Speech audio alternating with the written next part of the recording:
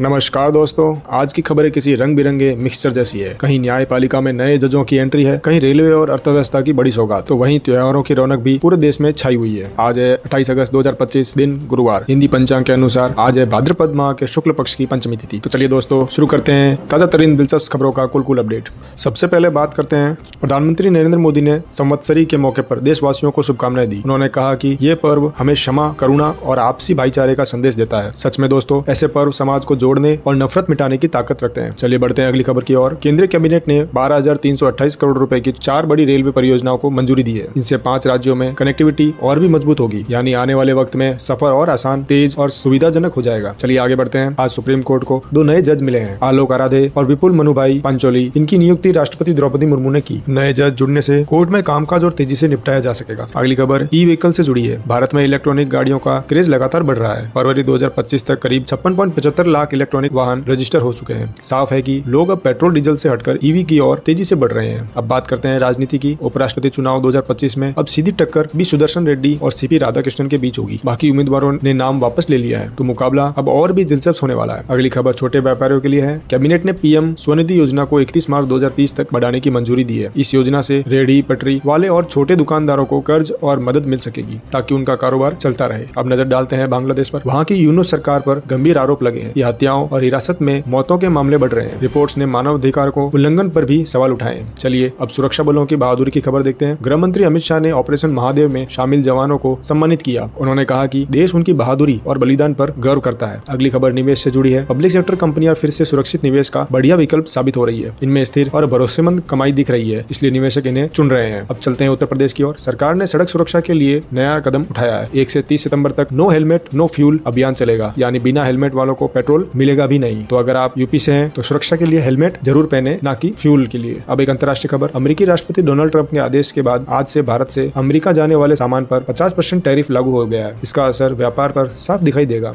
अब एक मध्य पूर्व से खबर। इजरायली सेना ने कहा है कि गाजा के अस्पताल पर हुआ हमला दरअसल वहां लगे कैमरे को नष्ट करने के लिए किया गया था। इस बयान के बाद फिर से बहस छिड़ गई है। अब खेल की ओर चलते हैं। गोवा 30 अक्टूबर से 27 नवंबर तक फीडे विश्व कप 2025 की मेजबानी करेगा। पीएम मोदी ने कहा है कि भारत के लिए ये गर्व की बात है और देश शतरंज में नई ऊंचाइयां छुएगा। अब मौसम की एक खबर। जम्मू कश्मीर में लगातार बारिश हो रही है। मौसम विभाग ने अलर्ट जारी करा, लोगों से सतर्क रहने की अपील की है। कटरा से एक और अपडेट। वैष्णो देवी के पास भूस्खलन के बाद सेना की व्हाइट नाइट घोर राहत और बचाव कार्यों में जुट गई है। फंसे लोगों को सुरक्षित निकालने की कोशिश तेजी से हो रही है। और आखिर में एक त्योहार की खबर। गणेश चतुर्थी पर राष्ट्रपति द्रौपदी मुर्मू, प्रधानमंत्री नरेंद्र मोदी और कई नेताओं ने देशवासियों को शुभकामनाएं दी। पूरा देश इस मौके पर उल्लास और श्रद्धा से भरा हुआ है। तो आखिर में गणपति बापा मोरिया बोलकर इस वीडियो को अंतविराम करते हैं और कल फिर मिलेंगे ऐसी दिलचस्प अपडेट के साथ। तब तक के लिए जय हिंद, वंदे मातरम। अगर वीडियो पसंद आया हो तो इसे लाइक और शेयर जरूर करें।